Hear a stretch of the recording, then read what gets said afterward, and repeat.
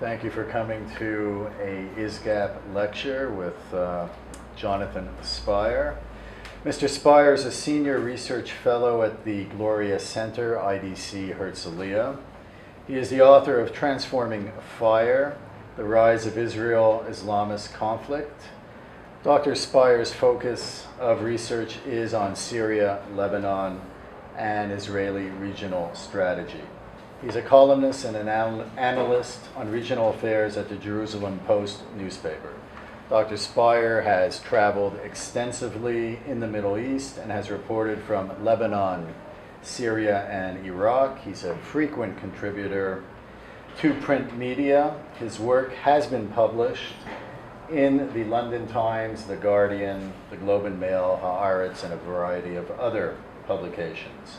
He is also a frequent guest panelist, guest speaker on electronic media, including BBC World, Channel 1 Israel, Al Jazeera, among others. My name is Lloyd Fischler, and let's give Mr. Spire a warm Montreal welcome.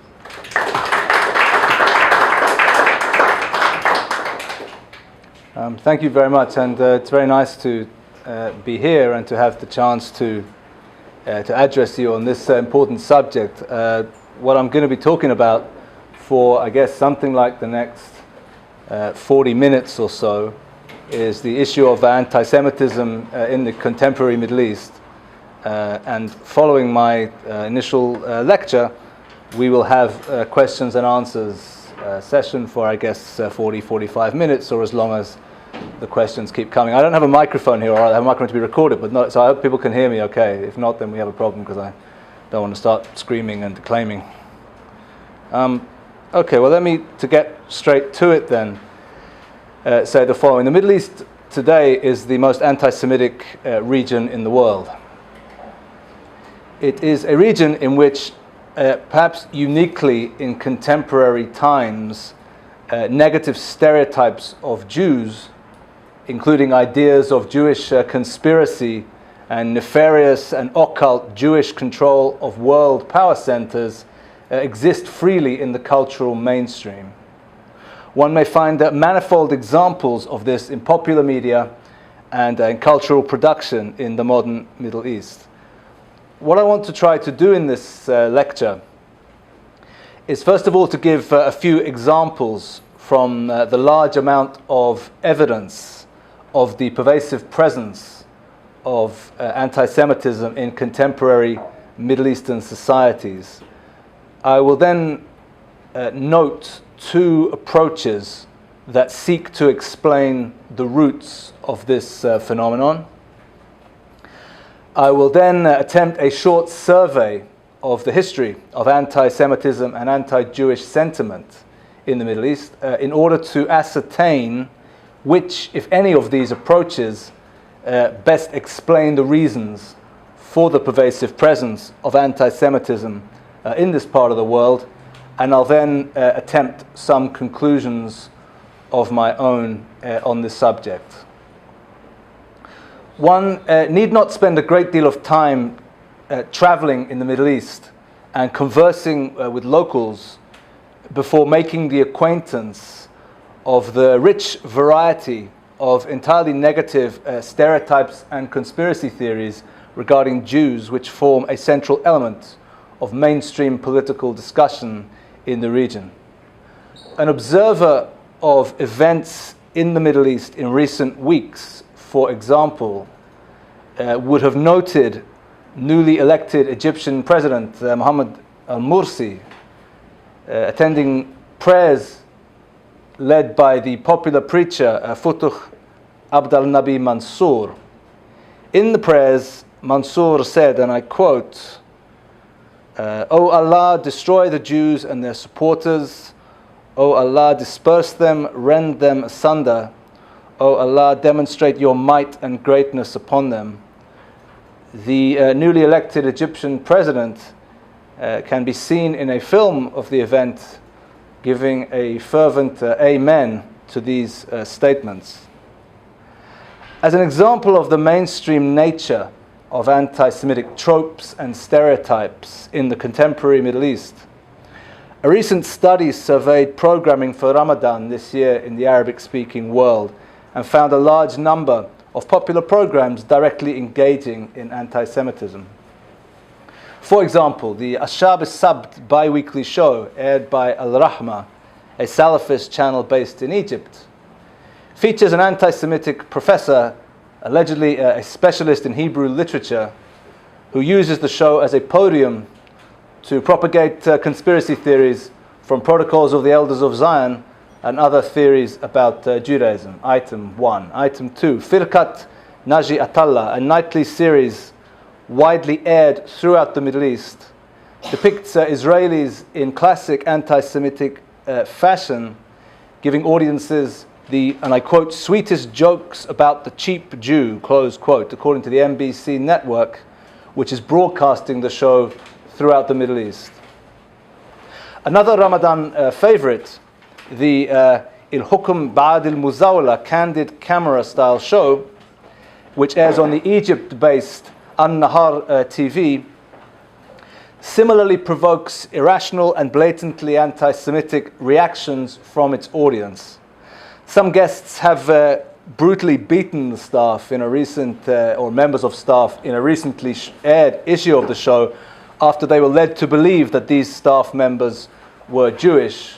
And those of you who tune into the Memory website will have seen some of this evidence filmed. In addition, the Hezbollah-operated Al-Ghalibun show, which depicts, Hezbollah-operated the Al-Manar channel, is currently showing a series called Al-Ghalibun, which depicts Israelis as cruel invaders of Lebanon and glorifies terrorism against Israel. A 2012 survey conducted by Tel Aviv University found a large number of examples of anti-Semitism deriving from the Arab Spring.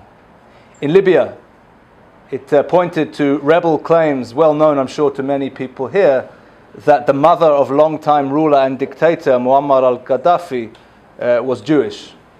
This as a way of defaming the slain dictator. I remember a Danish journalist of my acquaintance, a newcomer to the region, asking me about this when he got back from Libya back to Jerusalem, and saying, is it true that Gaddafi's mother is Jewish, as many people told me in Libya? And I replied to him, what I'm about to tell you now you won't understand, but if you stay in the region for 4 years, just think again of this conversation and then you'll understand. Here's the way it works in this region. Anybody that I don't like is a Jew. He didn't understand it, and if he stays in the region in 5 years, he will. In Syria, the Tel Aviv University study cites insults made by the embattled government of Bashar Assad, calling opposition forces, and I quote, an army of donkeys in the service of the Mossad. And in Egypt, the survey notes statements by Muslim scholars who have issued edicts forbidding believers to sign agreements with monkeys, referring to Jews. These are just a few examples of countless examples which could be brought. But one need not rely, of course, solely or mainly on anecdotal or impressionistic evidence regarding the pervasive presence of anti-Semitism in the contemporary Middle East. There is a considerable amount of polling on the subject which attests to this pervasive presence. For example, a poll undertaken by the respected Pew Research Center for its Pew Global Attitudes Project in 2008 looked into attitudes towards Jews in a variety of countries, both in the Middle East and beyond it. The survey found, for example, that in Lebanon, fully 97% of those surveyed had an unfavorable or very unfavorable view of Jews. This included 99% of both the Sunni and Shia Muslim populations of Lebanon. The 97% figure derived from an only slightly less unfavorable view among Lebanese Christians. In Egypt, the figures were 95% with unfavorable or very unfavorable views, compared to 3% with favorable or very favorable. In Jordan, the respective figures were 96% to 3%. The 2008 poll showed a slight increase in levels of hostility to Jews in these Arab countries. But in previous polls, the figures had for all three shown more than 95% of respondents having either an unfavorable or very unfavorable view towards Jews. In non-Arab Muslim countries, interestingly, the levels of unfavorable views towards Jews were lower, but still striking.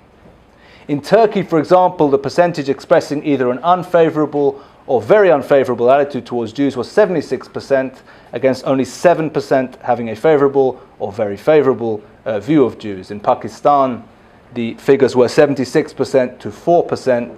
In Indonesia, the figures were 66% to 10%.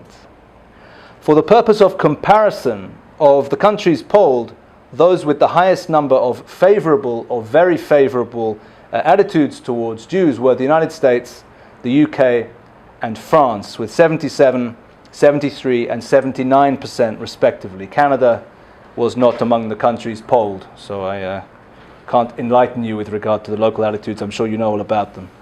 The empirical evidence then for the current near ubiquitousness of anti-Semitic attitudes in 3 Arab countries bordering Israel is then clear and very striking. Middle East historian Bernard Lewis wrote that by the 1980s, the volume of anti-Semitic literature published in the Arab world and its wide audience and the apparent authority of its sponsors suggested that classical anti-Semitism of the formerly Western type had become an essential part of Arab intellectual life, considerably more than in late 19th and early 20th century France, and to a degree that has been compared to Nazi Germany. But while the evidence, as I hope I have now helped to indicate at least, for the current pervasive presence of anti-Semitism in the Middle East is overwhelming, interpreting its causes is more complex.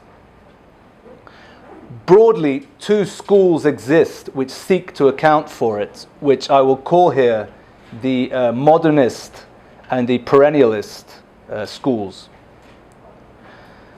The modernist school holds that anti-Semitism is a phenomenon emerging from the Western Christian world. This view considers that while Jews undoubtedly experienced a legally subordinate status in the Muslim world, this did not traditionally translate into widespread persecution and hatred. Rather, this school contends the relatively small and entirely powerless Jewish communities of the Muslim world were a matter of little concern throughout most of the period following the establishment of Islam and its conquest of the Middle East. Indeed, according to this view, the protected or dhimmi status afforded Jews throughout this period offered them a degree of physical security and protection, which was often not available in the contemporary Christian world. According to this view, anti-Semitism of the ideological and virulent type began to grow and spread in the Muslim world with the encroachment of Western ideas and Western power in the 19th century and the breakdown of the Ottoman Empire and traditional Islamic society. The conflict, according to this view, between the Jews and Arabs over Israel-Palestine has greatly exacerbated anti-Jewish feeling. Esther Webman, for example, a proponent of this school, wrote in 1994 that, and I quote, "Anti-Semitism did not exist in the traditional Islamic world. It is, in fact, a relatively new phenomenon, gaining ground particularly since the eruption of the Arab-Israeli conflict in the mid-20th century." Close quote. The perennialist view, by contrast, holds that this interpretation fails to take account of the sometimes virulent discrimination and the examples of persecution and murder experienced by Jews prior to the coming of the West in modern times to the Middle East. Such views seek to undermine the view or the assertion of a golden age of Islamic tolerance in the High Middle Ages, the period between 950 and 1250 as usually counted. In, for example, Islamic Spain of the Middle Ages. They seek to undermine this view by producing counterexamples of prejudice and violence against Jews in this period. They also seek to locate the roots of anti-Semitism in the Middle East within the text and praxis of Islam itself, noting examples of anti-Jewish sentiment in the Quran and the Hadith. Which of these interpretations best fits with the available historical record? To ascertain this, I will now attempt a brief survey of the Jewish experience in Muslim lands. I'll then seek some conclusions regarding the implications of the pervasive presence of anti-Semitism in the modern Middle East. Islam clashed with the Jews from its earliest period. 3 Jewish tribes lived in the area of Medina at the time of the apostolate, of the preaching rather, of the Prophet of Islam, Muhammad. These were the Banu Nadir, the Banu Qaynuqa, and the Banu Qurayza, who lived among the larger pagan community throughout the oasis areas of northern Arabia at that time. Little in detail is known of these Jewish tribes. They are often described by researchers indeed as Judaized Bedouin, in that they appear to have differed in no significant way from the surrounding population and to have formed an accepted element of society. The conflict between these tribes and Muhammad began with his migration from Mecca to Medina, where the Jewish tribes rejected his apostolate and resisted his political and military leadership, according to the Islamic sources. This conflict resulted in Muhammad's defeat of the Jewish tribes and the extermination of one of them, the Bani Qurayza. In the Quran, Hadith and Sunnah, the Jews of Medina are depicted as stubborn, rebelling against the commandments of God and seeking to kill his messengers.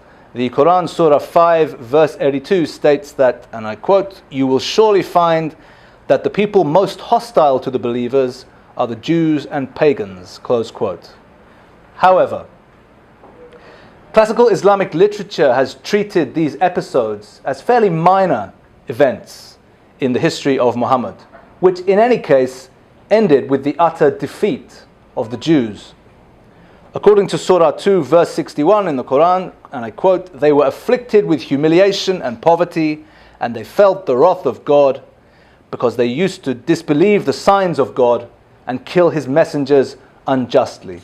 This was because they disobeyed and transgressed," close quote.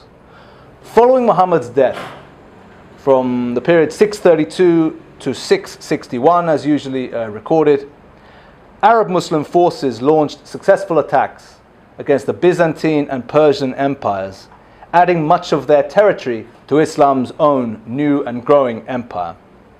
This period was led by Muhammad's successors, the first 4 caliphs, who acted as both religious and political leaders.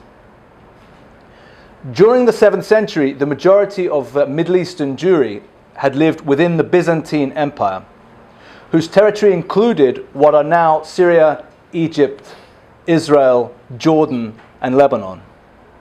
Many of these communities had been residing in such cities as Aleppo in modern-day Syria since biblical times under various rulers.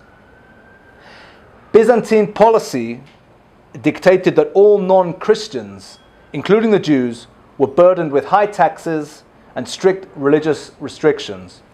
There was tremendous pressure at that time to convert to Christianity to avoid religious persecution. The Byzantines' greatest rival at the time. Both the Byzantine Empire and the Sassanid Empire failed to anticipate the full capacity of the Arab forces due to their quick and unexpected rise. They were caught surprised by the Muslim attack. They were all but exhausted from decades of war against one another, and thus the Muslim victory was quick and complete. So with the conquest by Islam of areas outside of the Hijaz, a large number of ancient Jewish communities came under Islamic rule for the first time. The first and second Pacts of Omar, named after the second Caliph of Islam and Omar II, the Umayyad Caliph respectively, codified the conditions under which Jews and Christians were to live under Islam. Whether the pact truly dates back to these venerated figures, or whether it was in fact introduced by later jurists who used these men's names to add authority to the document, this pact represents the basic text defining relations between Muslims on the one hand and the Ahl al-Kitab, the peoples of the book, that is Christians and Jews, and later Zoroastrians also under Islamic rule. According to the Pact of Omar, Jews and Christians were granted the right to practice their own religious rites. Protection of Christians and Jews and their property was also part of the pact. Manifesting their religion publicly or converting anyone to it was prohibited, as was keeping their children from becoming Muslim. Jews and Christians were required to wear clothing or signs that differentiated them from Muslims. The public sphere was to be a completely Islamic environment. So dhimmis were prohibited from building or repairing places of worship without the permission of the Muslim leaders. Their places of worship could not be as high as mosques. Bells and the public display of crosses on churches were banned for Christians. To secure such rights as they were afforded by the pact, non-Muslims would pledge loyalty to their Muslim rulers and would pay a special poll tax, the famous jizya, which people here I'm sure are familiar with, for adult males. Their testimony in court would not be equal to that of a Muslim. The Jews could not bear arms or could not ride a horse. Many of the conditions of the Pact of Omar are still upheld as the ideal model for the treatment of non-Muslims among Orthodox classical Muslim theologians. The conditions of the pact were authoritative. The level of enforcement, however, varied considerably, as shown by the existence of churches in parts of the Middle East constructed long after the Muslim conquests. In practice, at least, up to the 13th century, certain regulations were not strictly enforced, especially when it came to Jews, who were generally able to integrate in Muslim lands better than Christians. In early Muslim Spain, for example, Jews were not obliged to dress differently from Muslims and often wore fine silk and linen apparel, according to the historical record. Meanwhile, as evidence from the Cairo Geniza makes clear, during the Fatimid dynasty's rule in Egypt in the period 969 to 1171 CE, Jews were frequently able to get involved professionally in the Fatimid governance system. But the relatively peaceful life available to Jews as dhimma was of course dependent on their remaining obedient. And the history of the period is replete with examples of the unfortunate fate of Jews who were perceived as having transgressed or got above themselves. The writings by Jews from that period in the Cairo Geniza introduce us to a specific term, sinut, to refer to hostility from local Muslims toward Jews. The resentment over the appointment of Jews to positions of authority occasionally spilled over into outright violence, according to the historical records. For example, this sentiment is reflected in a contemporary poem by one Abu Ishaq, who helped himself to incite a pogrom, a famous pogrom in Granada in the year 1066. And the poem goes, or a section of it, and I quote, says, "Do not consider it a breach of faith to kill them. The breach of faith would be to let them carry on. They have violated our covenant with them, so how can you be held guilty against the violators?" Here we find a manifestation of a distinct brand of Islamic anti-Semitism, significantly differing from its Western counterpart. It holds to the central view that the Jews are most hostile to Islam's revelations among humanity and are also prone to treachery in dealings with others, to arrogant self-righteousness, slaying Allah's messengers and prophets, and to other forms of evil conduct. A contemporary chronicle written by Sultan Abdullah of Granada in 1073 describes the massacre of between 3,000 to 4,000 Jews, mentioned it a moment ago, in December 1066 in the city. According to Abdullah, and I quote, "Both the common people and the nobles were disgusted by the cunning of the Jews, the notorious changes they had wrought in the order of things, and the positions they occupied in violation of their pact. Allah decreed their destruction on Saturday, December 31st, 1066. The Jew Joseph ibn Naghrela fled into the interior of the palace, but the mob pursued him, seized him, and killed him. They then put every Jew in the city to the sword and took vast quantities of their property." Close quotes. It is noteworthy that the massacre of the Jews of Granada led to the death of a greater number of Jews than the destruction, the famous destruction for students of Jewish history, by the Crusaders of the Jewish communities of the Rhineland 30 years earlier, at the outset of the First Crusade. I have a personal interest in the latter massacre because my family name, Speyer, comes from one of those communities. Outbreaks of violence of the type of the Granada pogrom were the exception rather than the rule in the Islamic world. They took place usually relating to a sense that the Jews had got above themselves or to an external threat. In general, Jews and Christians under Muslim rulers were not subject to expulsion or the threat of expulsion. The one major exception to this rule, of course, being Arabia itself. The Caliph Omar expelled all Jews and Christians from the Hijaz area in line with the hadith that two religions shall not remain in the land of the Arabs. But in significant ways, the life of Jews under Muslim rule did compare favorably with their lives in Christian Europe at the time. Jews were rarely forced to change their religion. Unlike in Europe, they were rarely confined in territorial or occupational ghettos, with the significant exceptions of Iran and Morocco. They enjoyed freedom of worship and some autonomy in communal affairs. And while formally subject to a whole series of legal, fiscal, and political disabilities, the application of these varied from time to time and place to place. The situation affecting Jewish and Christian communities in the High Middle Ages thus falls, of course, far short of the standards set in modern democracies. It compares favorably, however, with conditions prevailing in Western Europe at the time. It did not last, however. The relative tolerance afforded to Jews and Christians, remember, was dependent on their not being perceived as a threat. The view of the Jew as a defeated foe is key here. In the Islamic, as in the Christian, foundational narratives, the Jew is a hostile and malevolent force. But unlike in the Christian context, the Jew's malevolence ends in defeat. As Lewis puts it, and I quote, "This basic difference between the Jew's success against Christ and his failure against Muhammad had a decisive influence on the attitudes of the Jew haters of the two religions.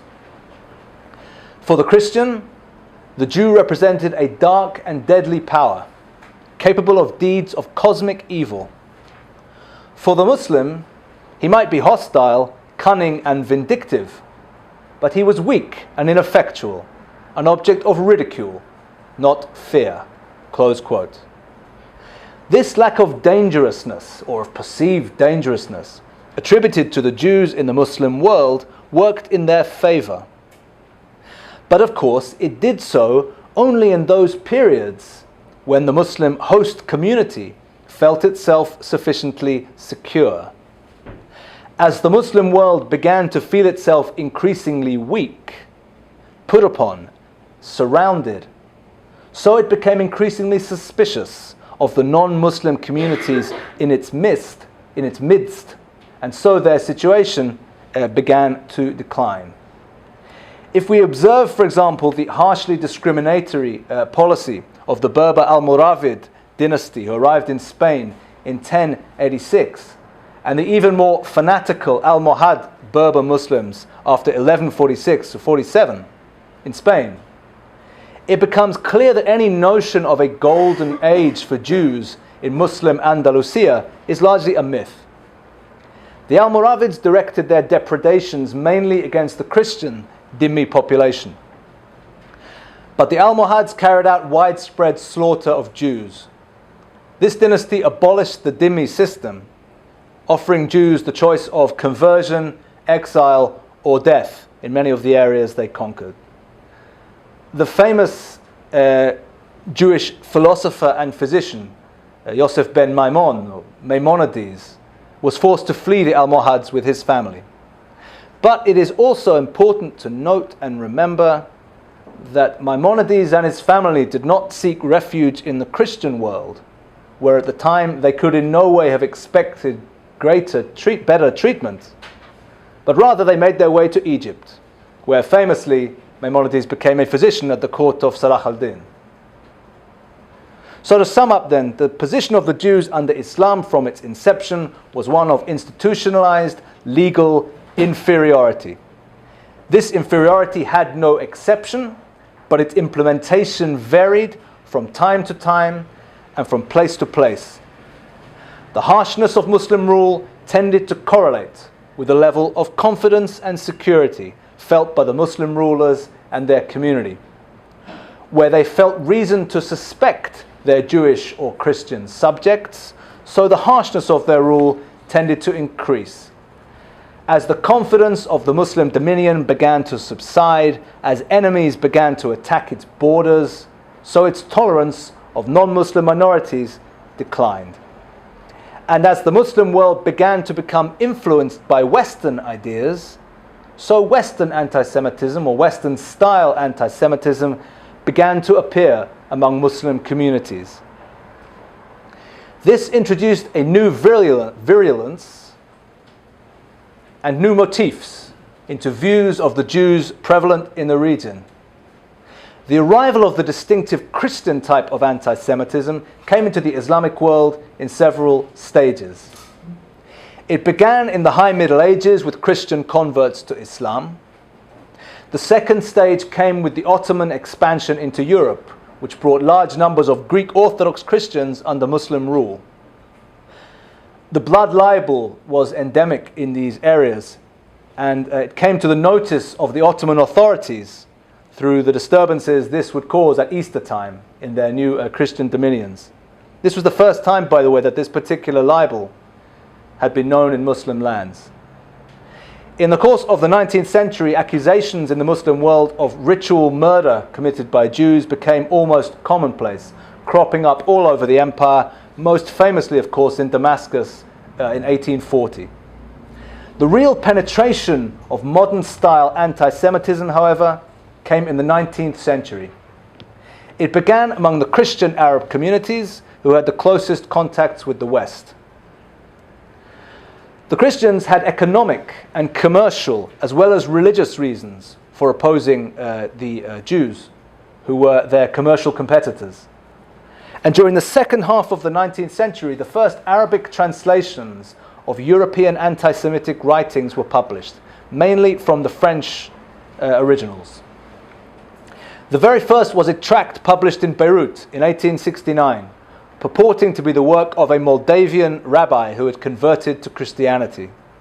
The work detailed the various supposed horrors of Jewish ritual practice and the Jewish religion.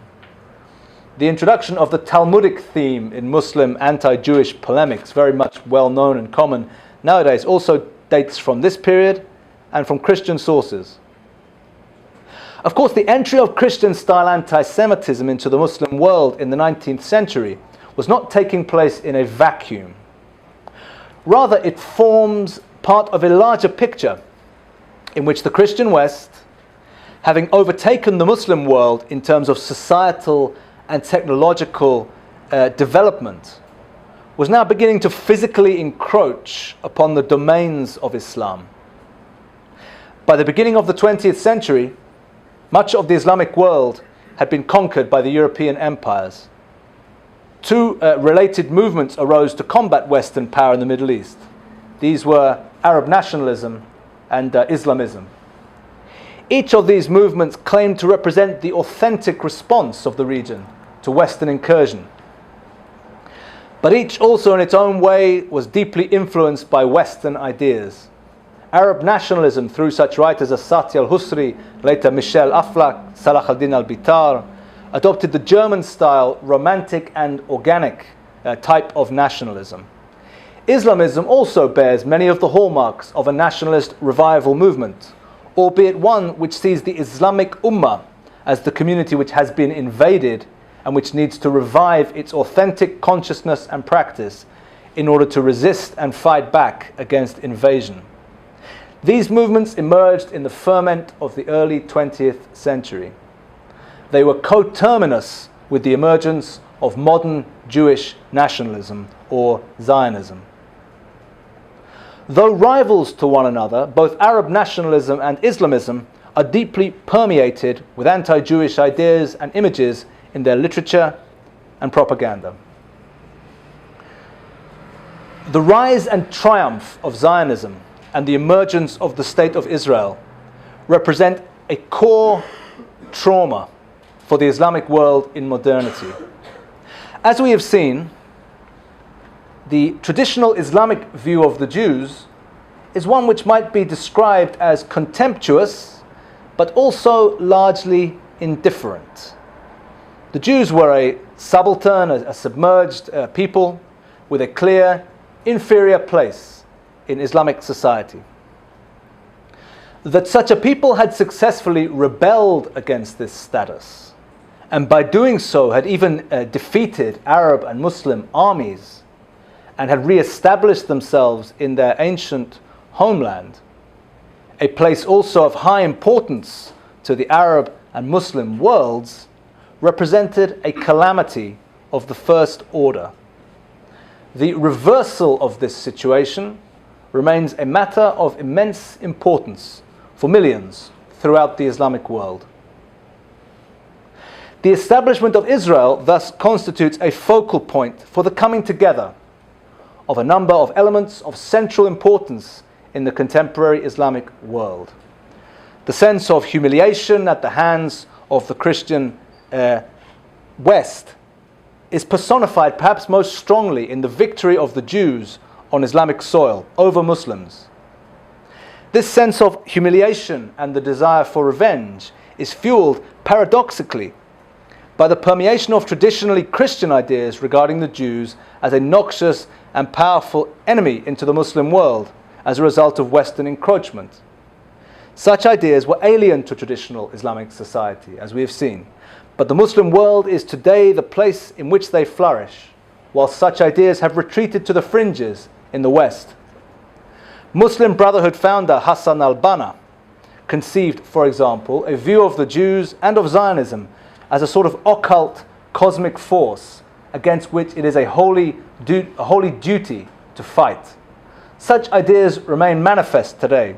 For example, in the views of the Israel-based Islamist leader Raed Salah, who after the 9/11 terror attacks wrote, and I quote, that the one responsible for this act was the unique mover who wanted to carry out the bombings in Washington and New York in order to provide the Israeli establishment with a way out of its entanglements.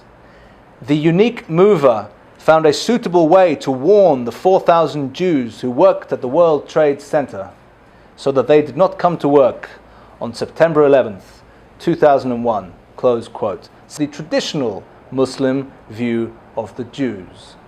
Rather, the two have joined together, combining into the image of the Jew commonly presented in the Islamic world today as simultaneously powerful and yet unworthy of respect, violent and yet cowardly, and equally paradoxically, familiar, indeed perhaps eternal, and yet also somehow inauthentic. This complex of ideas, drawing from traditional Islamic, from Christian, and from modern secular leftist notions, constitutes the prism through which Jews and Israel are seen today in the mainstream of the Arab and Islamic worlds. To conclude then, both modernist and perennialist explanations for anti-Semitism in the modern Middle East contain elements of truth, I wish to contend. The virulent anti-Semitism in evidence in the Middle East today is indeed of fairly recent vintage, dating back to the 19th century. It is indeed the product of the Islamic world's encounter with the West and its sense of subjugation, felt perhaps most strongly and acutely in the example of the emergence and flourishing of Israel. But this sentiment is rooted in and makes sense only with reference to the older Islamic idea of the Jew as a member of an inferior, defeated people. Modern anti-Semitism in the Middle East draws heavily on this heritage of contempt and feeling of superiority.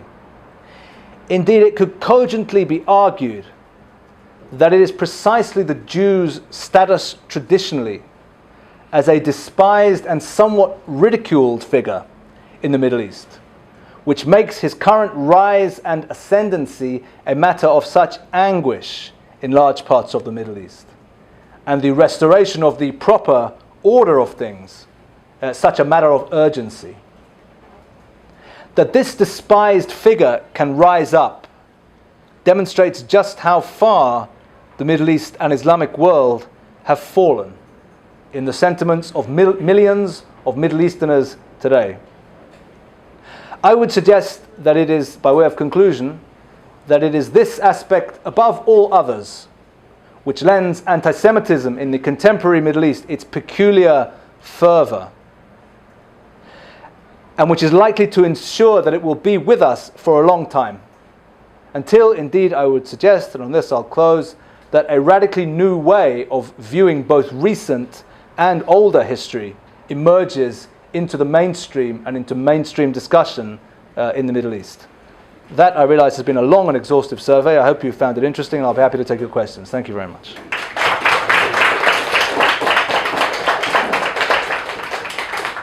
Okay, we've got at least a half hour for questions.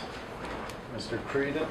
I would like to ask, you didn't touch on it, why does Islam make such a claim on Jerusalem when Muhammad, according to what I've read, never visited Jerusalem? Exactly.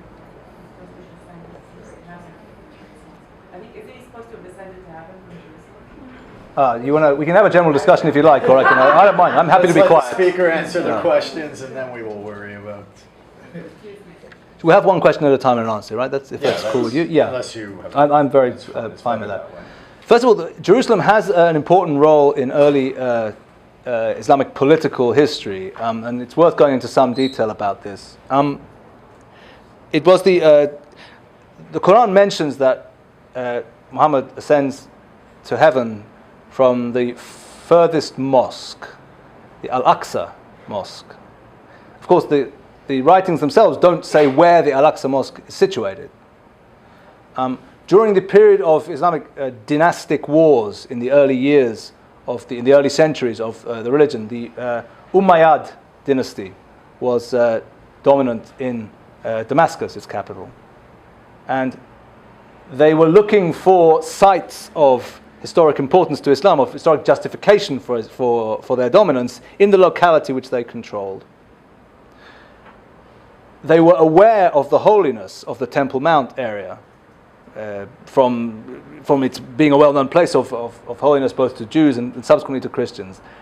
They therefore chose to build a mosque on that area and to denote this mosque, that this mosque was indeed the place from which Muhammad had ascended to heaven. So from this point onwards, Jerusalem then is given a holy or a status of importance for Islam. So whilst it doesn't go right the way back indisputably to the earliest sources, it goes rather back to the politics of the early Islamic world. This has been around for a great deal of time, for over a millennium, and therefore it's from this point one can begin to understand the importance of Jerusalem. If one wishes to make another, or perhaps a deeper interpretation of this, I think one should also note that Islam has a problem with the loss of Islamic lands or areas of Islamic rule to non-Muslims. That is something which Islam certainly finds to be a great calamity. As a result, sites which might well have fallen into disrepair or into lack of attention over a long period of time will acquire attention if they are lost to Islam. And I think Jerusalem can certainly be cited as an example of this. A city which was not particularly central or developed or invested in during the period in which the Ottoman Empire, in which Islamic Empire ruled over it, but which once it was lost to Islam, became then invested with much of the traditional significance and centrality which it had formerly held. So the question of the loss of the city and the importance of recovering lost territories, in my estimation at least, should be borne in mind when considering the current Islamic view of Jerusalem, no less than the traditional importance of the city, which is significant too in the course of the history of Islam. The story that you've told is one that doesn't really make it into the mainstream media in the West. We hear about the Arab Spring, we hear about the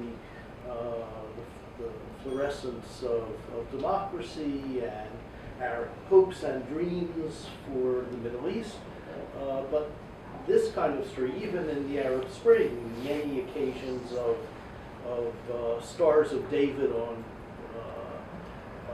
targets of the revolutions and so on. So in a sense, we're preaching to the choir a little bit here. How do we get this story into the mainstream media? How do we get them to recognize it? Now, universities are no better. Worse, if anything. It's highly politically incorrect to talk about the things that you've spoken about. You're likely to be accused of Islamophobia if you refer to anti-Semitism either in the tradition or in the contemporary Islamic world. So how do we get this understanding beyond this room? Well, it's a good question. I'm afraid in terms of strategy for what should be done in Montreal, I guess I'm not the best man for the job. I mean, I'm a researcher and a journalist rather than an advocate or an organizer. I will say the following, however. Something very bad and very problematic has happened in terms of the academic study of the Middle East in recent years in Western universities, in Western academia, I presume also in Canada, but also throughout the Western world. And this is this very negative trend which holds that much of the history of the contemporary Middle East is the result of the interference of Western colonialism and the attempt by the region to recover from it. This very negative trend has led, in my estimation, and let me speak frankly as I like to do, has led, in my estimation, not to an interesting rival school of study to the one which I represent, which would be welcome, but rather largely to an attempt to blot out serious research of any kind and to the emergence of so-called Middle East experts who are nothing of the kind, but who are in fact political advocates. This is a huge problem. It's a huge problem for many ways, but it's mainly a huge problem for the study of the Middle East. Because the problem is that the Middle East is of massive importance to all of us and all of our lives. But if the academy is not producing Middle East experts with a knowledge of regional languages and a fully formed knowledge of regional history, then academia fails in its duty to the broader society, in my opinion. That is to enlighten the broader society on an issue of vital importance. And I think this is a central mistake. This is the central process which has taken place, and that then permeates out, bad scholarship then permeates out to bad analysis, to bad journalism, and to an absence of knowledge in the broader, subsequently in the broader society. So I would suggest that a key issue for all of us is the loss of academia and the need to take back the areas of serious study of the Middle East. That seems to me to be where the battle, a long-term battle, needs to be initially fought. And once we can get serious research going again, then other things can also begin to percolate out from that. But that seems to me to be a central battle. I myself and others in our own way, as journalists, as researchers, are trying our best to look at the region seriously and to disseminate what we have. But this is something which requires also organization and also focus. And so that's the best I can suggest to you. I mean, we have to win the battle intellectually. The fact of the matter is that if people, if we have a dominant, a sort of hegemony in the discussion of a view that rather than taking on arguments like mine that I've just made or others, seeks to shut them down by accusations of Islamophobia or worse, racism, then we can't even begin to have the discussion. We have to first of all discredit, that whole trend, that whole outlook, in order to force a space, for serious study and research to then take place. But I'm telling you what should be done, not how to do it. I'm afraid how to do it in the specific context of Canada will be something you will have to decide and not I. In 2015, it will be the 70th anniversary of the Second World War. There's a few books that have been banned. I might be wrong about that, but they were written during the Second World War, and now they're going to be available to the public. Now, obviously, one of the books is Adolf Hitler's Mein Kampf. Mm-hmm. And I understand that book had been out in some forms. So what can you say? That would be a fire point for anti-Semitism, I would think. Well, okay. Books, I don't know how many other books are. Yeah, in terms of the Middle East, I'm sorry to inform you. I mean, in terms of the Middle East, both Mein Kampf and also most of the classic texts, if we can call them that, of anti-Semitism are freely available in Arabic translations on this or that official or unofficial type. So for anti-Semites in the Middle East, it's not that anyway there'll be a new danger from Mein Kampf being, and I guess you're referring to something I'm not aware of, but that it'll be now published in Canada or in the West. Yeah, okay. In the Middle East, it's banned. Okay, in the Middle East, it's not banned, and in the Middle East, Mein Kampf, and more importantly, the Protocols of the Elders of Zion, which is a slightly more for those of you who've read both of them, or had the pleasure of reading both of them dubiously, it's a slightly more literate, slightly less historical and slightly less hysterical and obviously repulsive attempt than is Hitler's book. So the Protocols consequently is a stronger piece of propaganda than Mein Kampf. Both of them are freely available at marketplaces and in bookshops throughout the Arabic-speaking world, and both of them play a very negative and nefarious role. I mean, it's difficult to convey to people, except for others who've traveled in the Middle East and spent time there, the extent to which these kind of ideas are mainstream in the Arab world. And the reason why it's difficult to convey is because they are, of course, so very not mainstream in the West. And it sounds weird, or it sounds like I'm making propaganda or trying to push some point forward by saying, no, these ideas are absolutely in the mainstream perception of the mainstream society in the Arabic-speaking world. But they are. It is not, you don't have to go outside of the mainstream to find people in the Arabic-speaking world, often educated people, often people who are charming and positive people in most other ways, if that's any kind of consolation, who believe that the Protocols of the Elders of Zion, are absolute truth, and are a genuine documentation of a Jewish plot for the domination of the modern world. And likewise, Mein Kampf and other such texts. I'm afraid the problem in the Middle East is already there. They're freely available and they're having a very major influence. Sir? I have a question in two parts. It's more or less clarifications. I came in a few minutes late, but I wanted to know if you define anti-Semitism, the word, when it came into being, because in your talk you referred also to anti-Zionism and anti-Israel, and those are mixed up in the minds of people. And so I just wanted a bit of a clarification. The second part of my question is the more serious one. When you say that the Jewish people suffered more under Christianity than the Muslims, what basis did you use in order to give that kind of a statement? Is that the number of Jews killed or the number of Jews that were expelled from the countries? Personally, on a personal level, since I come from the Middle East and I live in those countries, I don't think you can define my suffering with the suffering of the Jews and the Christian regime and say, well, you suffered less or he suffered more than you. So I just wanted to know what is the basis of your comparison? Yeah. Vis-a-vis the Middle East, I can refer you back to my text. What I said was not that Jews suffered more in the Christian world than the Middle East in modernity, but rather in the course of the greater part of history.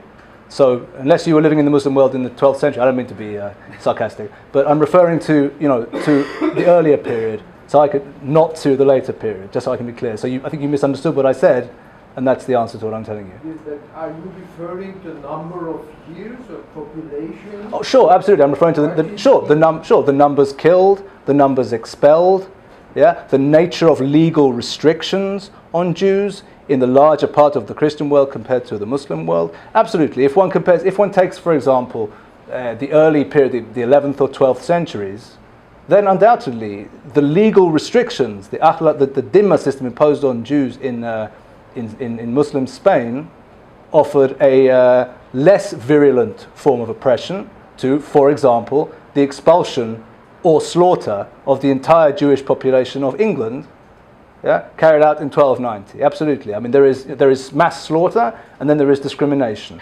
Instances of mass slaughter, instances of expulsion, yeah, an absence of any legal protection of any kind for Jews, of the kind which the Muslim Almohads, for example, brought into Muslim Andalusia in the 12th century, yeah, were common, if not ubiquitous, in the Christian West of the time.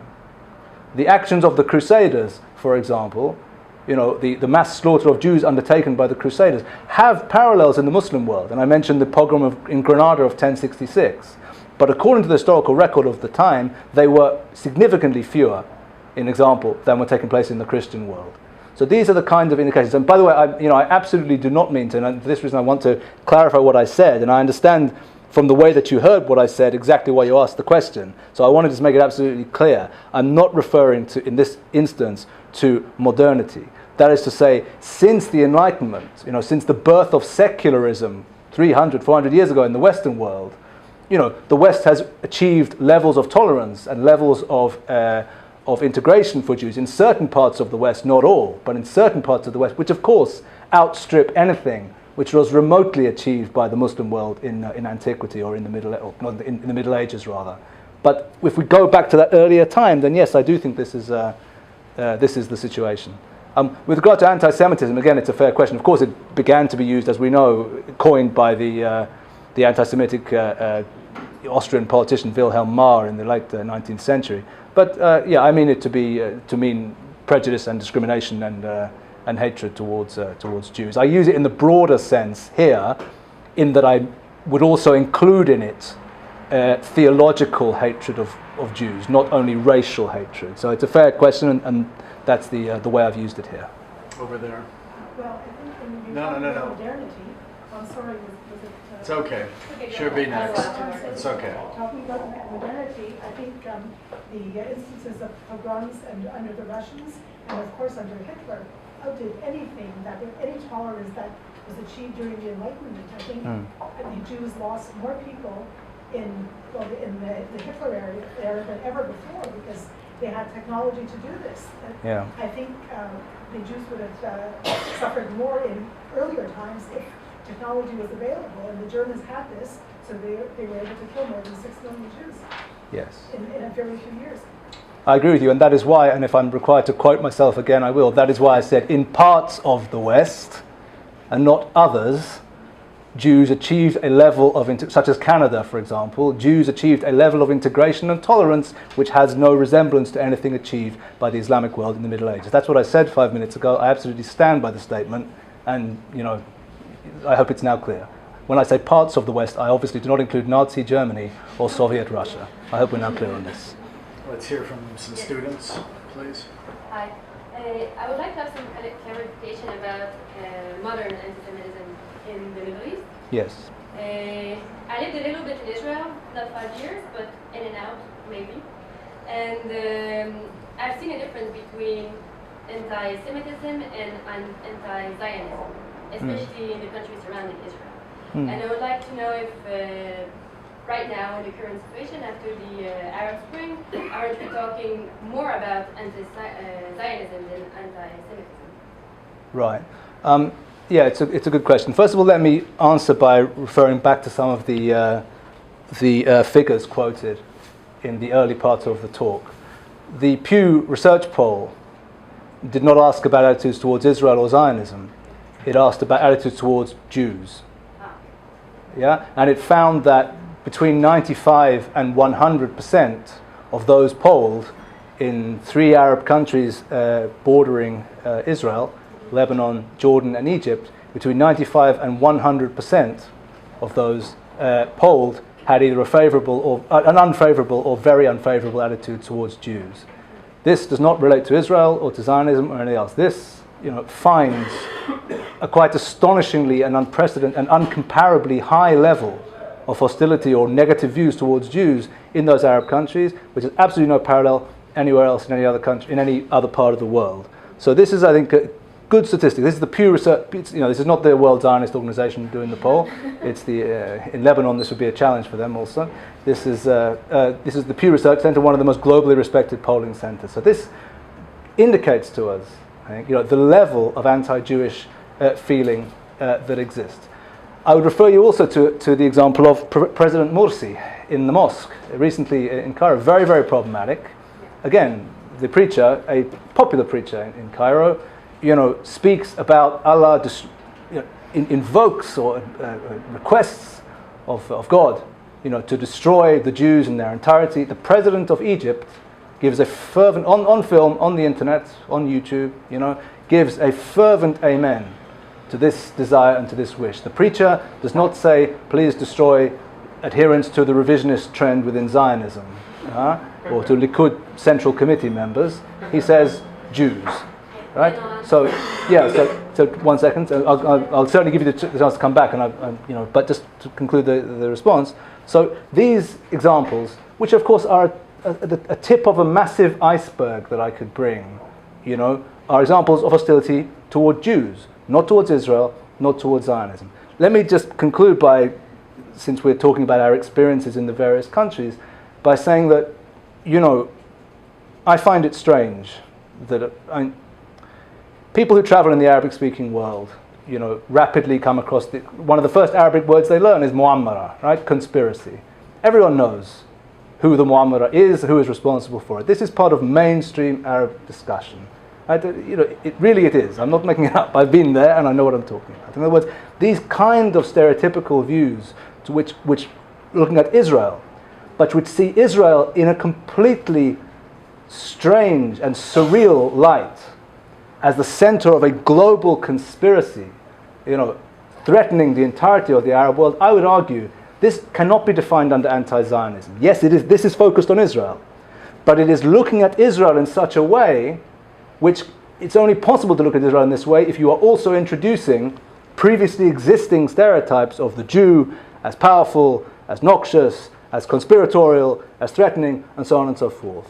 So I would argue that both according to available statistics and certainly according to my own empirical experience, such as it is, not total but not inconsiderable, there is a virulent and incomparable level of hostility to Jews throughout the Arabic-speaking world, which cannot be found anywhere else in the world today, and which resembles levels of hatred towards the Jews which have been found in other places, in other times, at the worst and most darkest periods of Jewish history. Certain sectors in Israel and here too that if we find a political solution to the Arab-Israeli conflict, that there's going to be a decrease in hatred and better relations in between the different peoples. I'm just wondering, based on your understanding of modern Middle Eastern anti-Semitism, what do you think about that idea? Well, again, I think we have some empirical evidence to look to, because after all, we have had a peace process in existence in the Middle. I'm not sure if it still exists, but it certainly did exist for quite a long period of time in the region. Beginning, we would usually say, in 1977, with the beginnings of the Israel-Egyptian negotiations. Now, as we know, that Israel-Egyptian negotiation was successfully concluded. And Israel concluded its first peace agreement with an Arab state, with Egypt, in 1979. Now, 1979 is already over 30 years ago. So we have 30 years, or a little bit more than 30 years, of observation of Egyptian society specifically, in which we can look at an example of an Arab society at peace with Israel, having concluded the conflict, or its own conflict at least, with Israel, and we can then ask ourselves, what happened? We can observe, was there a decrease in hostility to Jews in Israel in the period? Was there an increase in hostility? The answer is very clear. Egyptian civil society and Egyptian cultural production in no way whatsoever became any less hostile either to Israel or Jews over the last 30 years. Indeed, I would suggest to you that because of issues in Egyptian society which are not directly related to Israel and to the Israeli-Egyptian conflict, but because of certain trends in Egyptian society, hostility to Israel and Jews has, if anything, grown more apparent over the last 30 years. That is because, of course, of the rise of political Islam in Egypt over the relevant time. But this is not to get the so-called secular nationalists off the hook. We should not have any illusions, because President Mubarak, of course, was also on record as expressing anti-Semitic statements and hostility to Jews, freely available statements made by him. So the answer is that if we take Egypt as an example, and it's not a bad example, the first country to conclude peace with Israel, civil society's attitudes towards the Jews, civil society's attitudes towards Israel have not been transformed by peace, and if anything, if they have been transformed at all in the period in question, have actually grown more hostile. So I think what we need to conclude from this is that the notion that hostility towards Jews in the contemporary Middle East is largely conditioned by the absence of the outbreak of peace between Israel and its Arab neighbors, I think does not hold up to empirical examination. I'm afraid I would even suggest, and allow me to be, to be very frank here, I would even suggest an opposite causation, in which the attitudes towards Jews and Israel prevalent in the Arabic-speaking Middle East are one of the central causes preventing the possibility of a peace agreement and of real consensual peace between Israel and its neighbors. Over there. How do Arab and Muslims, anti-Semitism in the Middle East, how does the presence of another religion, the Baha'i faith, interact with these different analyses? And excuse me for missing the beginning part of the lecture. I really couldn't be here at 5:30.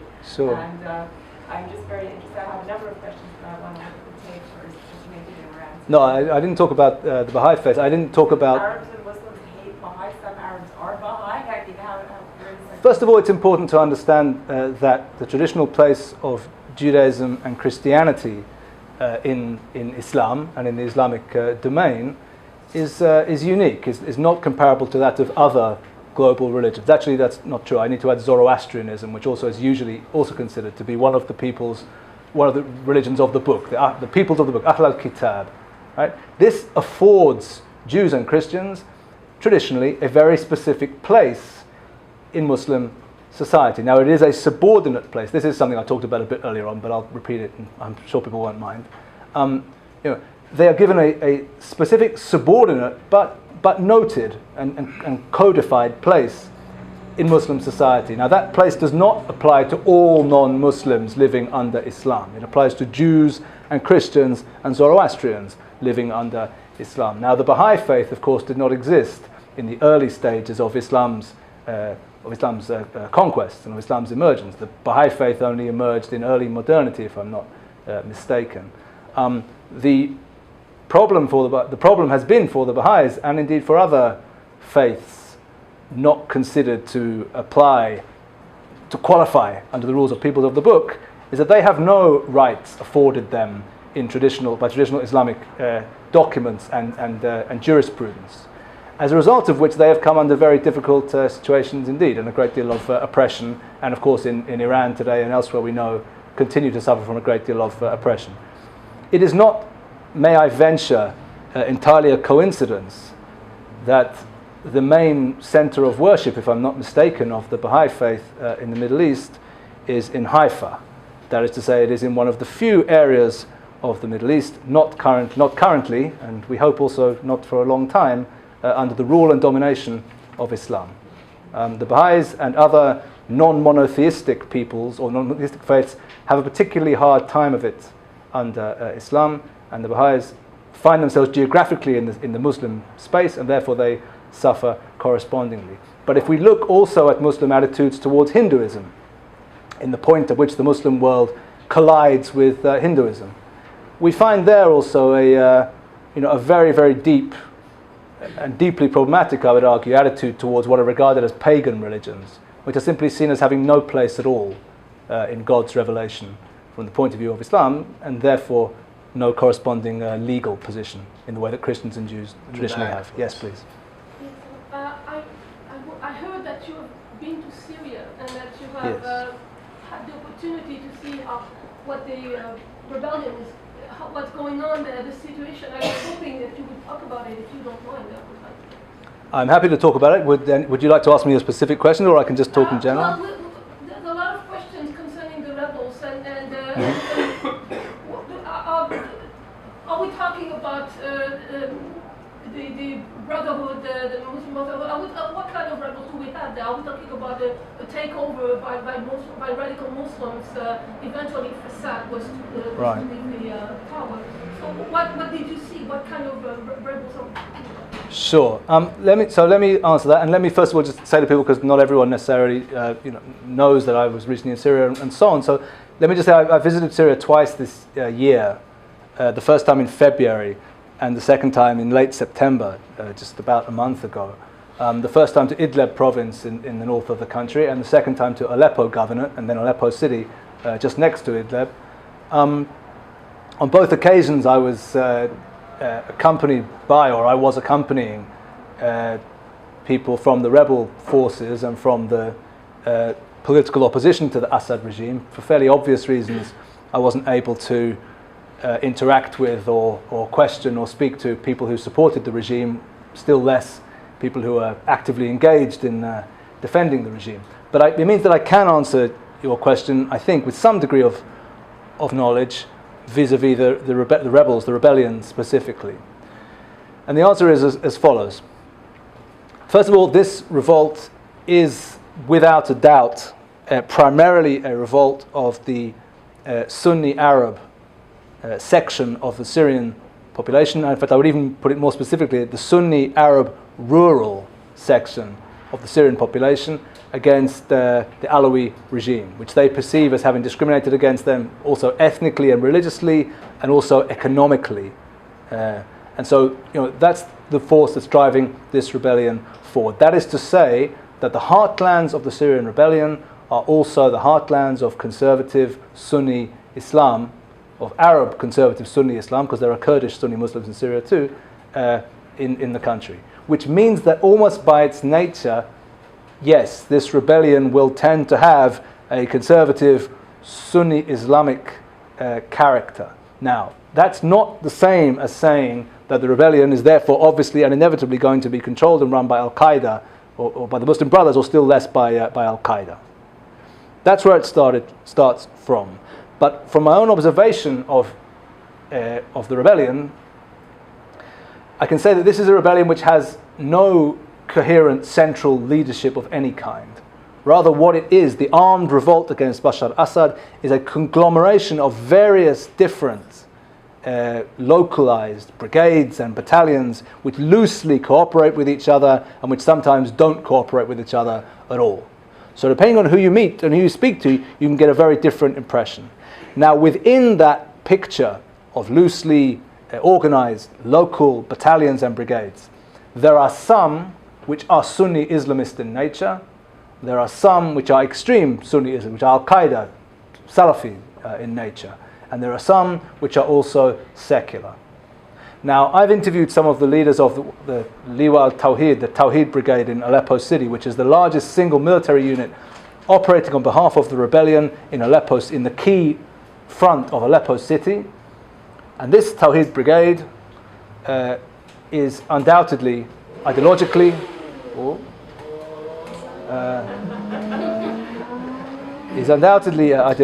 Muslim Brotherhood type Islamist in nature.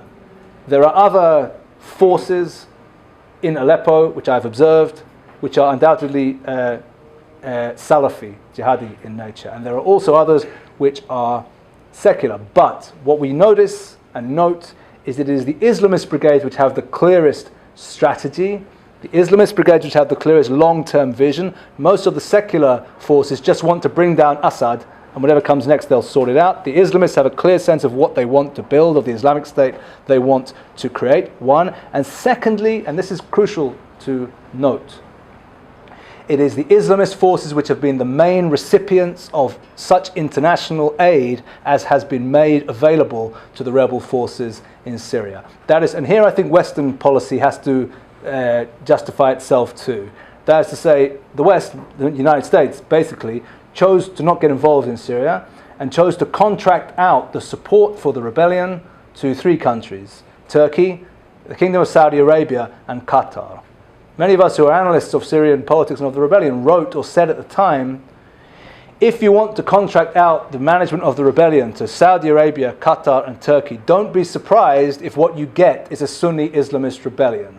Who exactly would you expect these countries will choose to arm and support? Of course, they'll choose the Sunni Islamists, and they have done.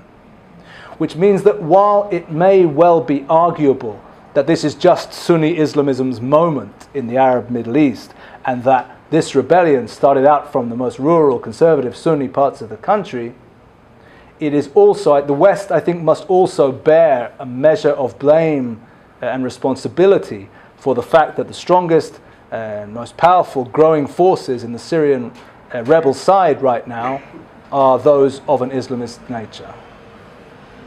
So, Over there, please.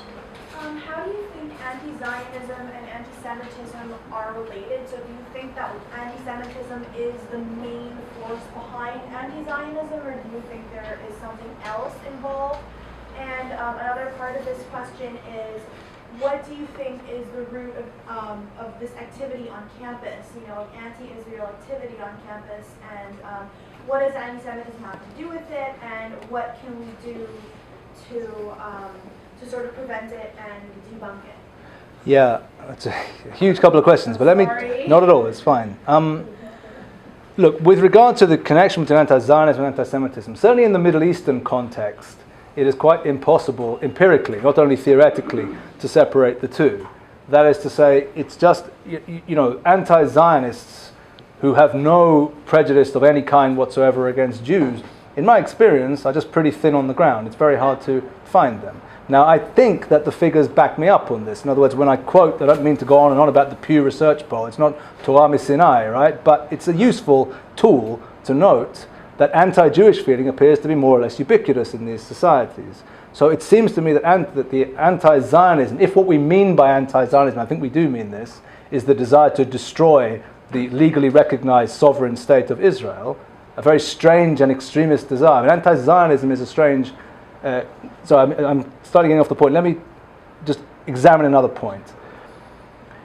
In 2012, in my view, the term anti-Zionism is a meaningless term. And let me say why, for the following reason. Because if you have a political movement, a national movement, which wishes to bring a state into existence, then it is quite legitimate to support it or to oppose it. There were Jewish anti-Zionists, and not a few of them, prior to 1948. There were Bundists, there were Jewish communists. Yeah? I'm here in Canada, so let me have fun and make the following historical comparison. Yeah? Prior to 1776, in the country to the south of this one, it would have been quite legitimate to have made a case for the coming into existence of the United States of America, and equally, as people here will know, equally legitimate to make a case that North America should stay in the hands of the British Crown. Once the United States is formed, once Israel is formed, once the Republic of Ireland is formed, once France is formed, people who wish to destroy it become something of a quite different nature. They're not just people who oppose this or that political ideology, which is entirely legitimate. They're people who are making a strange and extremist demand in which a particular country, legally recognized, whose people wish its existence to continue, should be destroyed and wiped out of existence. That is a strange and extremist demand.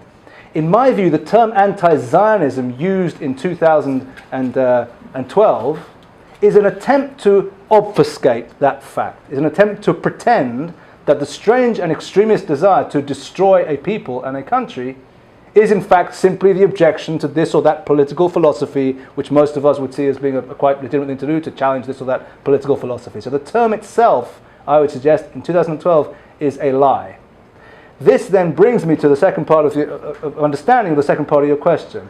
If this term in itself is a falsehood, if this term in itself is an attempt to conceal something quite different, namely the desire for politicide, the unique desire to remove of all the countries in the world, the only one that is based on Jewish self-determination, then I think my answer to the question becomes quite obvious. This in itself is a form of singling out and prejudice against Jews, and therefore in real terms, in serious terms, there's no distinguishing between the two, except to say that anti-Zionism is a kind of curtain. This term anti-Zionism is a kind of curtain behind which hatred of Jews and a desire for Jews to not have the same rights as everybody else is disguised behind. How can we defeat this and challenge it on campus and elsewhere? Again, I'm not an organizer in the English-speaking world, so I'm probably not the best person to try and answer this. But from my own particular place, I can answer it by saying that getting the truth out there, getting the truth out there is the best way to discredit it. That's easier said than done, but that's what has to happen, and that's what eventually will happen. We have historical knowledge, we have historical facts on our side, we have intellectual rigor and academic rigor on our side.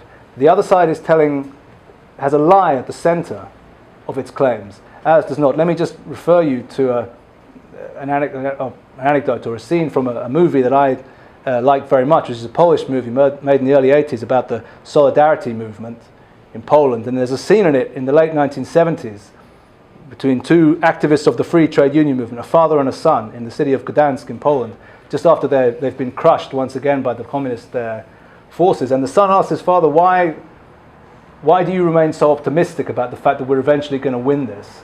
And the father says to the son, for the following reason: because no lie can prevail for long. That's what Biokut in the film Man of Iron by Andrzej Wajda, a wonderful film set in Gdansk in 1968, and of course he was proven correct 21 years later. We should operate on a similar faith. No lie can prevail for long. There is currently a lie that is being spread in the Western world. Getting the truth out there is the best way to discredit it, I think. When people say that it's a political, that they're against the actions of the government, the Israeli government, they think that they're cruel, etc., what do you have to say about that? Well, first of all, it's quite legitimate to criticize the actions of the Israeli government. One can argue, I criticize the actions of the Israeli government also, I must admit. I must plead guilty constantly, as do many other people, on all sorts of areas of its activities. So this is quite legitimate. If people simply want to criticize the actions of the Israeli government, in my opinion, let them go right ahead.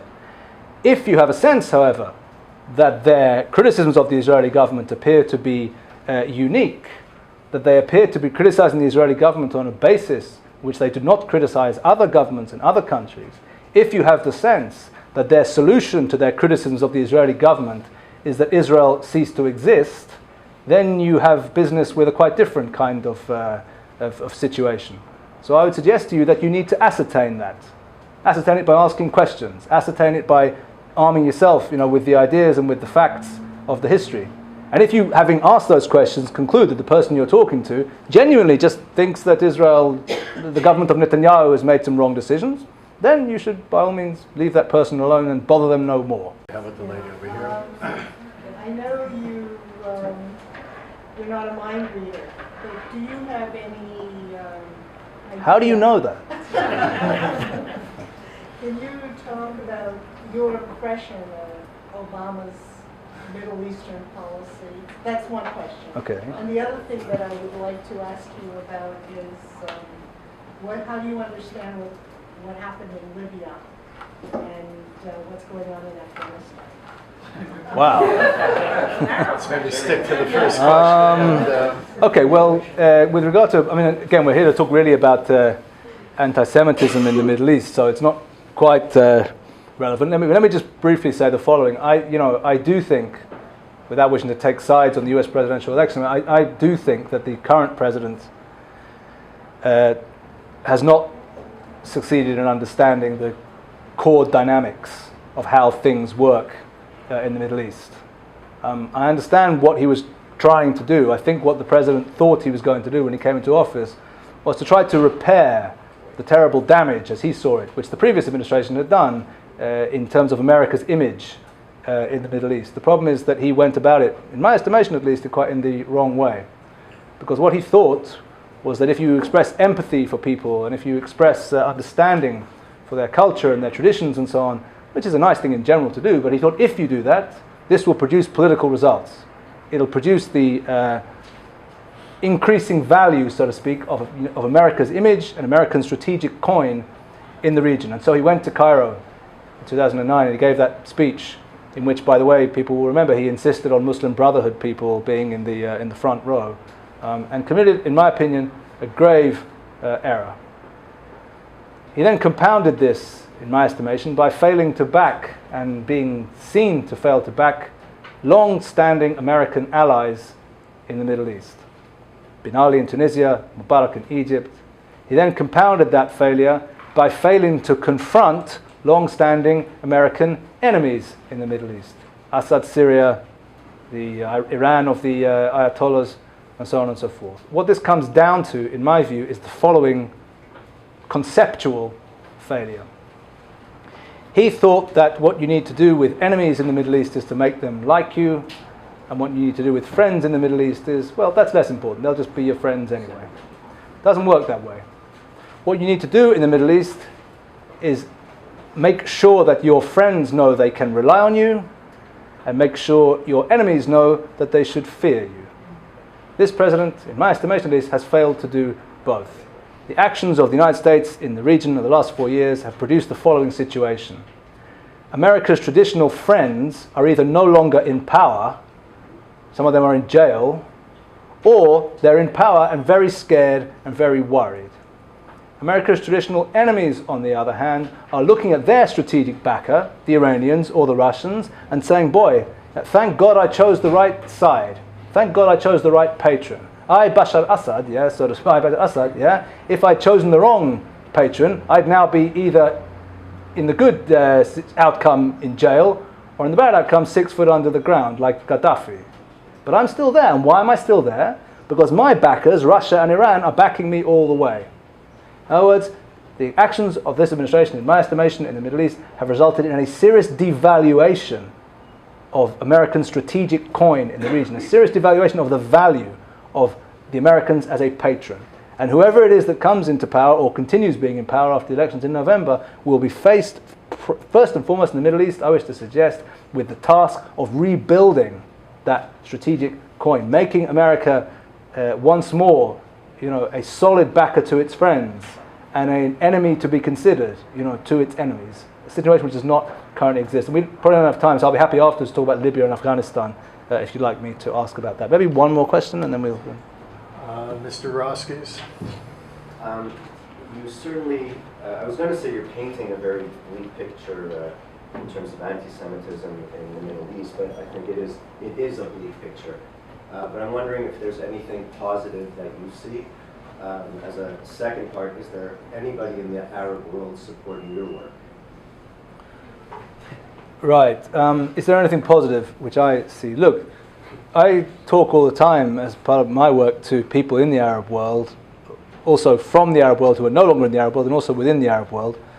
There are Arab liberals, there are Arab Democrats, there are Arab anti-racists. There's no shortage of them. They exist. Many of them are very brave people. Most of them are very admirable people. The problem is that in terms of political power and mass political support in Arab societies in 2012, they don't have it. Many of them find themselves ending up in the West. If they stay in the Arab world, then they find themselves often politically isolated, politically set upon. The simple fact of the matter politically in the Arab world today is that you have the regimes and you have the Islamists, and it will be one or the other. And it's not nice to say that, but that's what I was saying, been saying for many years, and I think that the events of the last year and a half have more than borne out that prediction. That was the case and that remains the case. Do I like it? I don't like it, but that's the way it is.